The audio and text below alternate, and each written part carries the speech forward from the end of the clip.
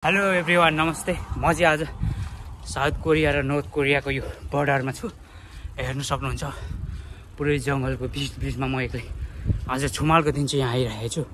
So oh my God, यस्तो जङ्गल छ यहीँ, तपाईँहरू देख्न सक्नुहुन्छ। हो गाडीहरू पनि केही आएको छैन र पनि म हिँडिरहेको छु अत्तालिँदै भए पनि। हेर्नु सक्नुहुन्छ आज चाहिँ यो साउथ कोरिया र नर्थ कोरियाको बिचमा हैन जङ्गल सफारी गरिरहेको छु। सो ब्युटिफुल छ ठाउँहरू, हेर्नु सक्नुहुन्छ हेर्नुहोस्। ओ माई गड, एक्लै छु नि त। त्यो घना जङ्गलको बिचमा एउटा दुईटा आउँछ गाडी 5 मिनटमा, नत्र एक्लै हो। ल हेर्नुहोस्। ओहो, हेलो एभ्रिवान, नमस्ते। म चाहिँ आज पुरै साउथ कोरिया र नर्थ कोरियाको एकदम बर्डरमा आएको छु। यहाँ चाहिँ एकदम हात हतियारहरू देख्न सक्नुहुन्छ। सो वन्डरफुल छ। यहाँ चाहिँ पुरै ठुलो मात्रामा चाहिँ हात हतियारहरूको यहाँ उत्खनन भइरहेको छ।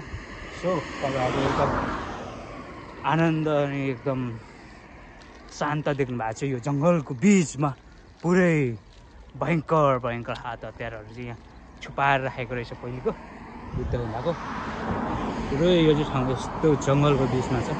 गाडी उत्तर कोरियाको बिचमा जङ्गलको बिचमा हेर्नु सक्नुहुन्छ। जङ्गल कति भयानक जङ्गल छ त्यो त तपाईँहरूलाई म देखाउनै सक्दिनँ। यो खालको एकदम भयानक एकदम आतङ्कित ठाउँहरू छन् होइन, तपाईँहरू पनि घुम्न आउनु सक्नुहुन्छ। सो यो चाहिँ एकदम स्विट एन्ड ब्युटिफुल छ है। ल हेर्नुहोस्, जङ्गलको बिचमा केही छैन, रास्तामा पुरै म एक्लै दौडिरहेको छु। ल हेर्नुहोस्, वाओ, केही त होला। देखि सुनिहाल्नुभयो चराको आवाज।